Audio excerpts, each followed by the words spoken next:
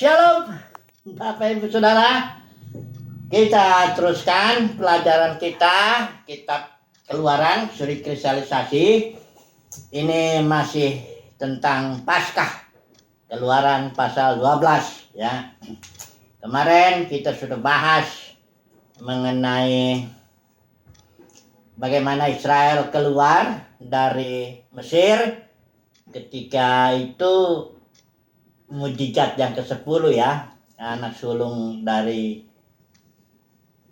orang Mesir, bangsa Mesir, termasuk anak sulung hewan itu semuanya mati, dan Israel dibebaskan karena ada korban anak domba. Ya, anak domba itu dipotong yang tak bercacat tentu ya. Dan setelah itu darahnya ditaruh di kusen pintu, kalau sekarang itu ya, ambang pintu itu, atas, samping, kiri, kanan. Dan orang Israel tidak boleh keluar dari rumah. Jadi nanti malaikat maut lewat ya, nanti kalau dia lihat di rumah-rumah orang Mesir nggak ada darah, itu dia, maka malaikat itu masuk dan membunuh yang sulung ya. Kemudian karena Israel itu ada darah, maka malaikat maut itu lewat ya. Itu artinya melewati, itu istilah Ibrani Pesach, itu artinya melewati, atau bahasa Inggris Passover. Jadi dari situ Paskah istilahnya ya. Nah, tapi nggak sampai di situ. Orang yang di dalam rumah Israel itu, bangsa Israel itu, rumah di dalamnya itu dia harus makan dagingnya itu. Nah, ini yang akan mau kita bahas hari ini. Kemarin kita sudah bahas bahwa Israel diselamatkan karena ada darah. Kita sudah juga aplikasikan anak domba Paskah kita itu, yaitu Yesus Kristus. Sehingga perayaan Paskah itu terkait langsung atau digenapi langsung melalui kematian Yesus itu di kayu salib. Dan Yesus sudah suruh rayakan kita, merayakan kematiannya dengan cara perjamuan kudus itu, roti dan anggur ya. Kita nggak perlu lagi merayakan Paskah ya, karena itu sudah digenapi. Dan itu pun juga kan perjanjian antara Israel dengan Yahweh. Tidak ada urusan dengan kita di sini ya, kita hanya menikmati penggenapannya saja. Kemudian kita sudah lihat juga bahwa, singgung sedikit ya, bahwa dan ada banyak ajaran mengatakan upah dosa itu neraka kekal, padahal kita bilang upah dosa maut. Nah, Yesus ini sebenarnya itu peristiwa Paskah itu peristiwa penebusan, redemption ya. Jadi menebus itu artinya Tuhan membayar harga kan. Israel, Tuhan itu disebut penebus Israel. Itulah peristiwanya dengan dibayar itu. Bangsa itu ya, dengan anak domba itu simbol ya, nanti dibayarnya oleh kematian Yesus. Tapi dengan catatan, utang dosa itu mestilah maut sesuai Alkitab. Kalau dibilang utang dosa itu neraka kekal, maka Yesus tidak bayar itu, karena Yesus tidak masuk ke neraka selama-lamanya untuk membayar satu orang saja, enggak. Tapi Yesus hanya mati, masuk ke alam maut, dan dia mengalahkan maut. Karena dia adalah hidup, mengalahkan maut, dia bangkit. Berarti utang dosa sudah dilunas ya. Yaitu upah dosa maut itu sudah lunas. Maut itu jenis hidup yang dikuasai iblis. Jadi Tuhan sudah menaklukkan itu ya. Nah, sekarang kita akan bahas ini, bahwa yang di dalam itu harus makan daging itu ya. Nah, cara makannya ini juga diatur ya. Perhatikan ini pasal, saya baca satu ayat barangkali ini ya. Ayat 8, dagingnya harus dimakan mereka pada malam itu juga. Yang dipanggang mereka harus makan dengan roti yang tidak beragi beserta sayur pahit. Ini jelas bukan makanan enak ya. Karena pertama dia dipanggang ya, kalau direbus mungkin lebih empuk ya daging itu. Tapi ini dipanggang, barangnya ya, jadi lebih keras lah. Kemudian harus makan rotinya tidak ada ragi. Kalau ragi itu kan membuat empuk. Roti itu jadi empuk itu gara-gara ragi. Kalau nggak ada raginya berarti dia keras. Kemudian harus makan sayur, tapi yang pahit. Nah, ini kan berarti ini bukan pesta pora dalam arti makan besar ya, dengan santai-santai gitu. Enggak begitu. Ya ini harus makannya pun juga harus apa ya? Pinggangmu berikat, kasut pada kakimu dan tongkat di tanganmu. Buru-burulah kamu memakannya. Ya, jadi bukan santai-santai pesta pora malam itu, enggak. Ya ini benar-benar berjaga-jaga lah, makan dengan cepat ya.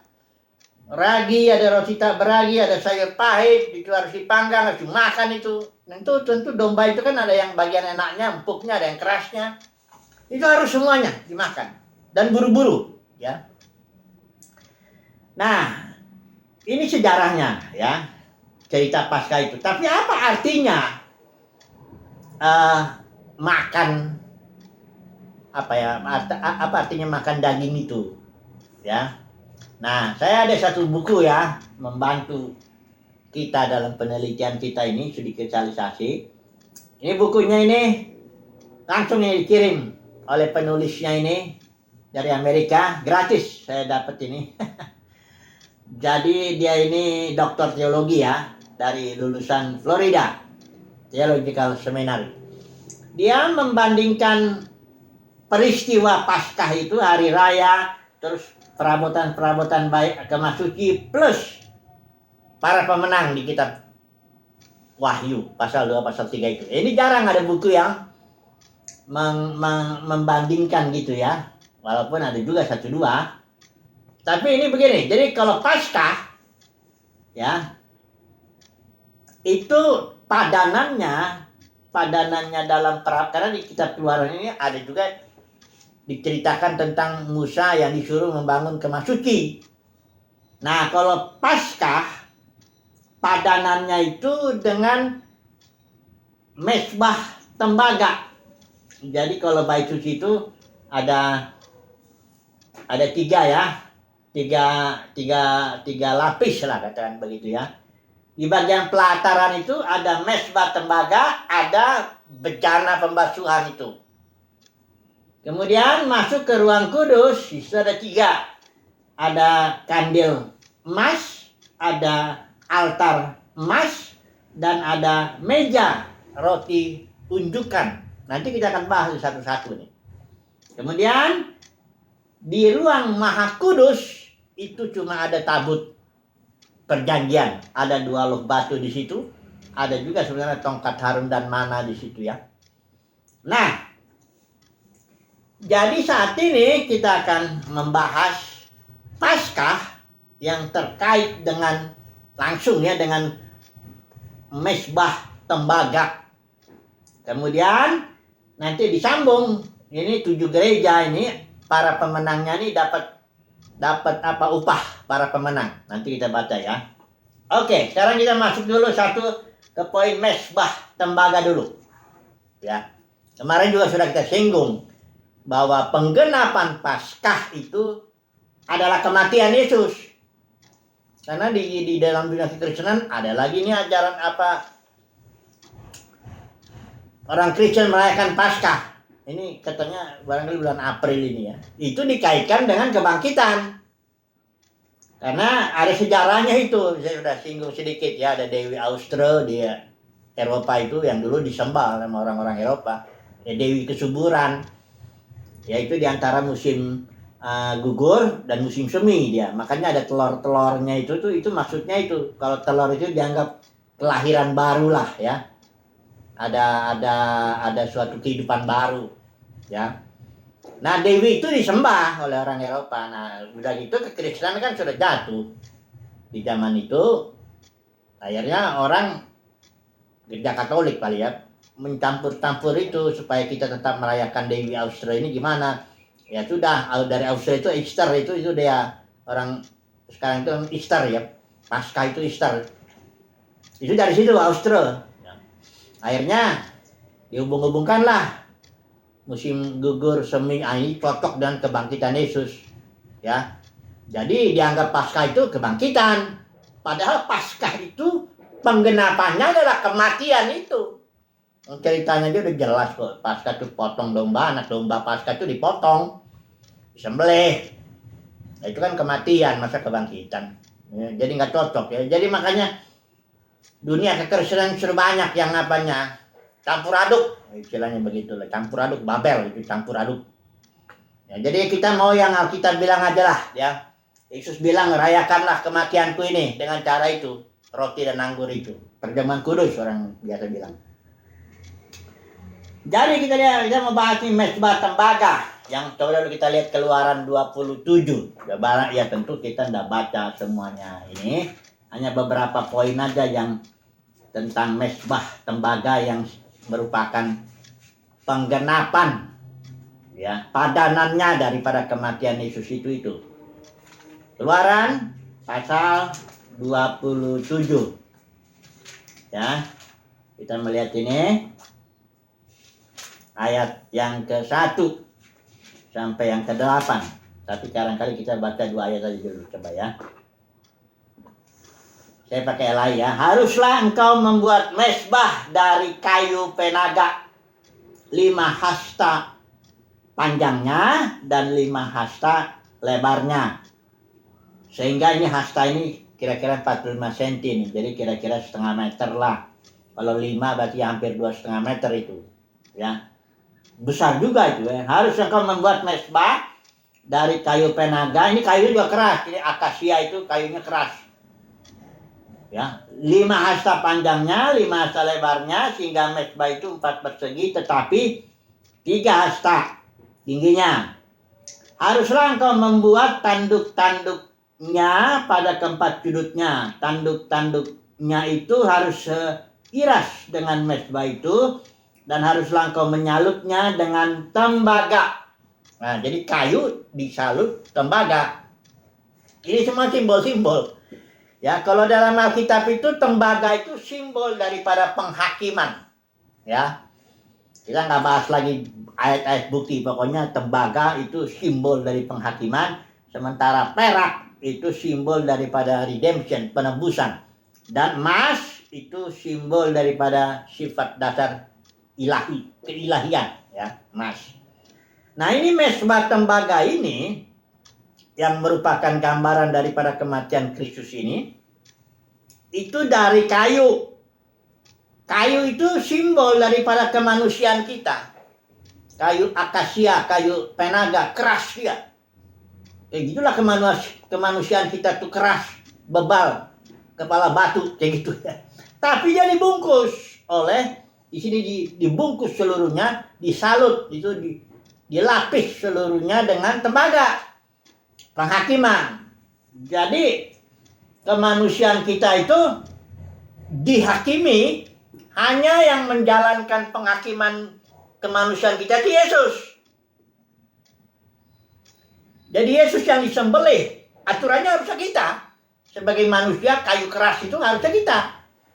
Tapi ini disalut seluruhnya dengan tembaga itu penghakiman dan dijalankan oleh anak domba itu.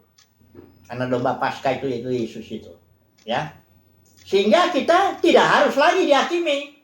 Sudah selesai, itu finish. Maka Yesus bilang, dosa kita sudah diampuni, tapi kita harus makan ini yang harus nanti kita jelasin. Makan anak dombanya itu harus dimakan.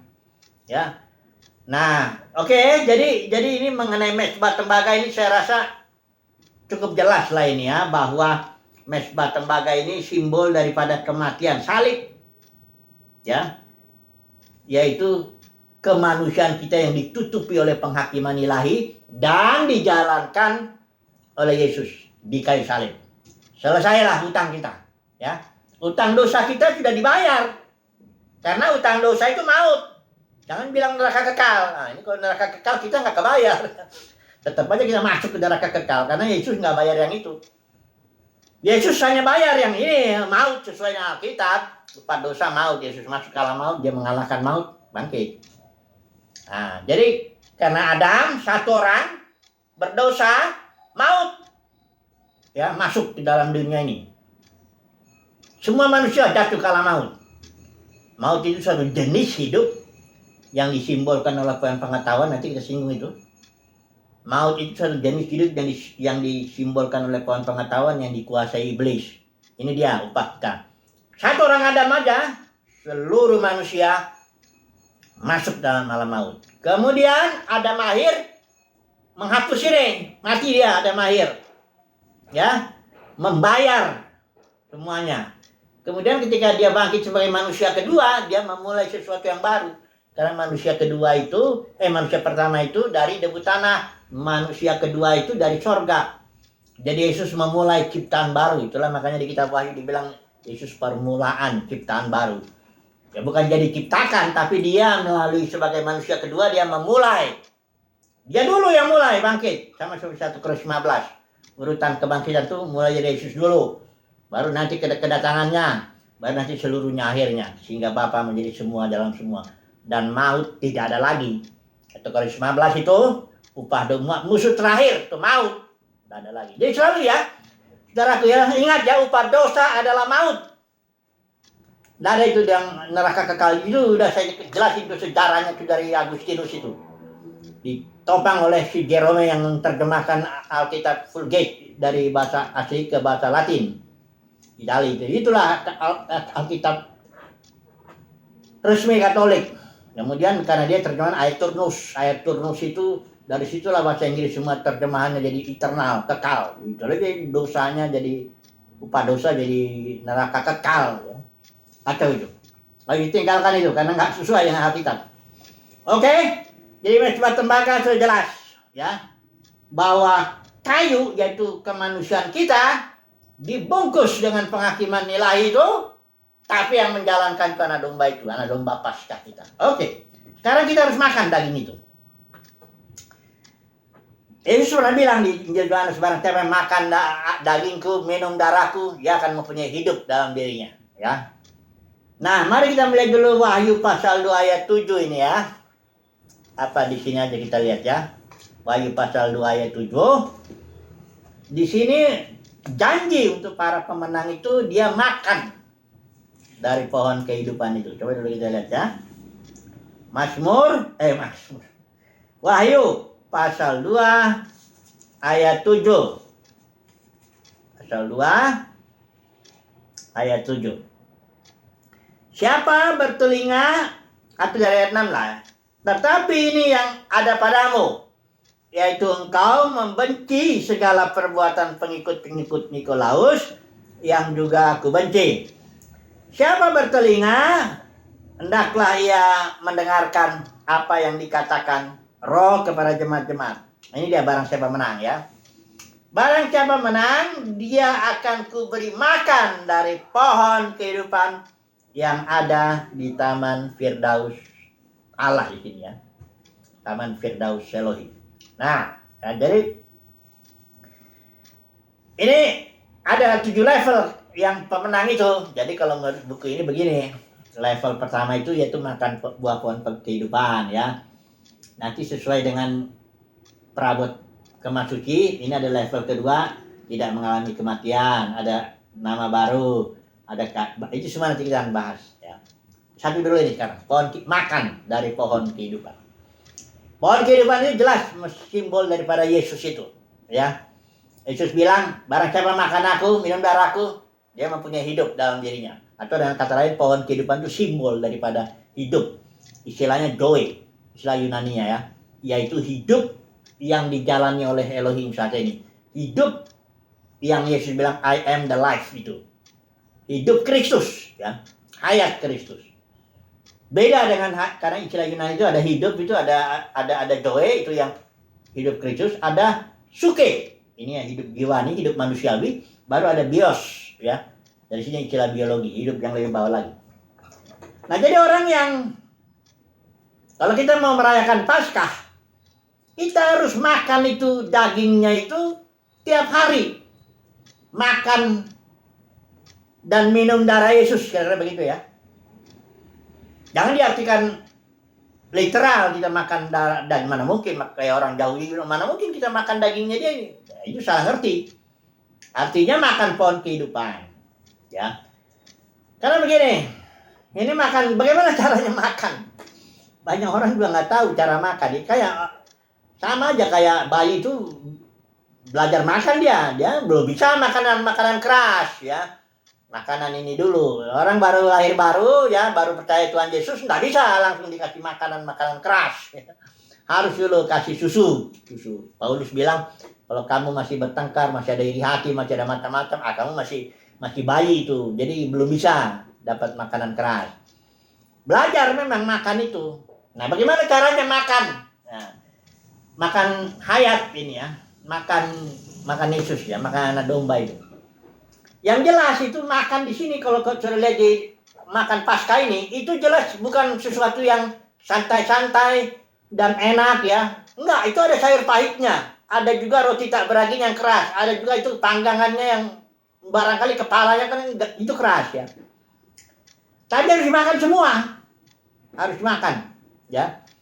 Saudaraku, ada ini, sekarang saya gini deh cara makannya, ya. Kan banyak orang bilang cara makan itu doa, baca Alkitab, kan begitu, ya. Sebenarnya cara makan itu ya fellowship. Kita fellowship, masing-masing orang sih beda ya caranya.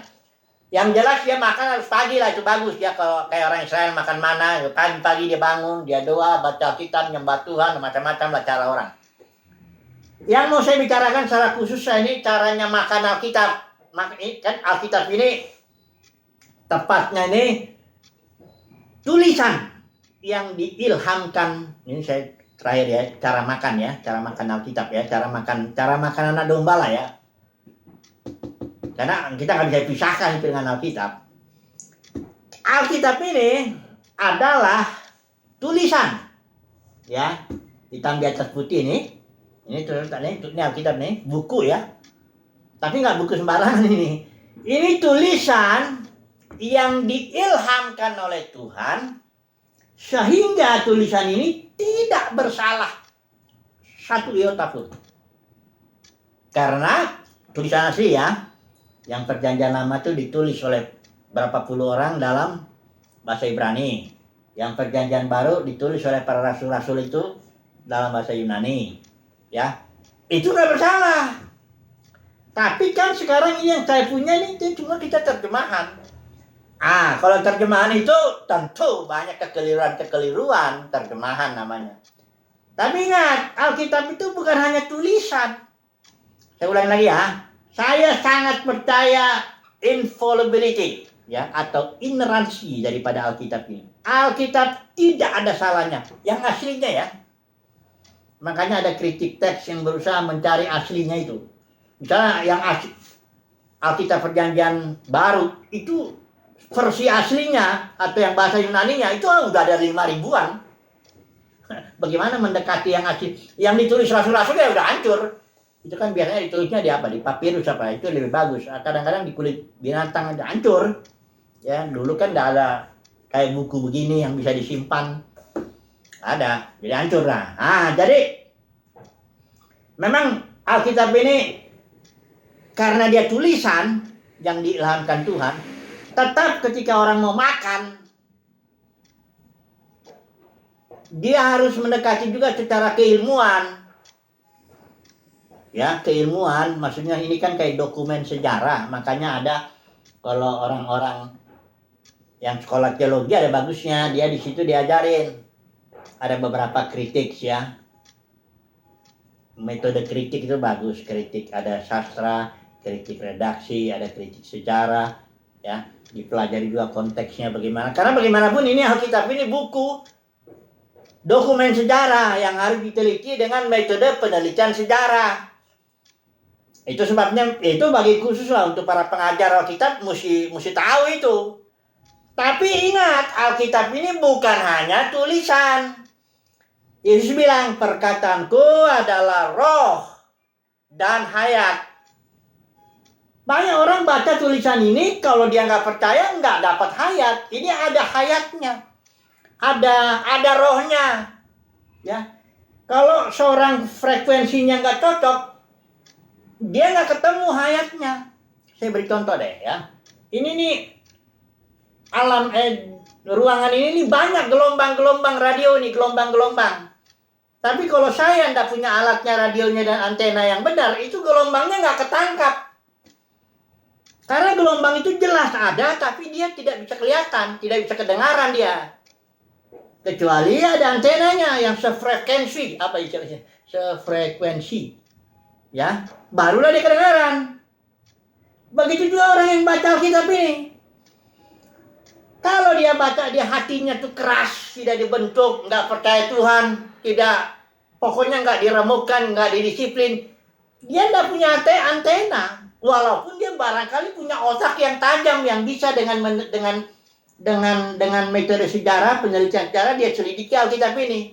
Itulah banyak teolog-teolog liberal itu yang nggak percaya Yesus, nggak percaya mujizat, ya. Dia bisa aja sampai tingkat tertentu dia meneliti Alkitab ini, bisa dia mengerti. Tapi malah kadang-kadang kacau juga. Karena dia udah terlalu banyak nggak percayanya gitu. Jadi Alkitab ini kalaupun dibaca oleh seorang yang tidak terlalu paham, ya barangkali nenek-nenek atau apa, kalau dia memang cinta Tuhan, ya dia dibentuk Tuhan, diremukkan, didisiplin oleh Roh Kudus. Ketika dia baca, dia menyentuh hayatnya itu, menyentuh rohnya itu, sehingga dia bisa menangis membaca itu. Kalau dia tidak bisa menjelaskan secara sistematis, dia bukan teolog lah, tapi dia ngerti esensinya karena dia menyentuh rohnya. Saya pernah ada kesaksian itu kalau di China katanya, kan dilarang tuh Alkitab. Jadi para pengkhotbah di sana yang punya Alkitab, habis khotbah itu dia robek-robek Alkitabnya, robek-robek dibagiin gitu. Ada yang kebagian satu pasal yang ini, sini, pokoknya dibagiin lah. Itu mereka karena betul-betul kuasa Roh Kudus bekerja luar biasa ya dalam pergerakan gereja rumah, terutama di China itu ya. Gereja yang tidak resmi, maksudnya di bawah tanah itu. Wah, dia membacanya bisa nangis. Lembaran-lembaran Alkitab yang dirobek-robek ini. Sementara barangkali di negara-negara maju ini Alkitab lengkap begini nggak dibaca. Ada orang baca begini malah ngantuk, tidur dia. Kenapa? Nggak menyentuh rohnya. Jadi Alkitab ini tulisan, ingat loh ya. Ini tulisan tapi ada rohnya, ada hayatnya.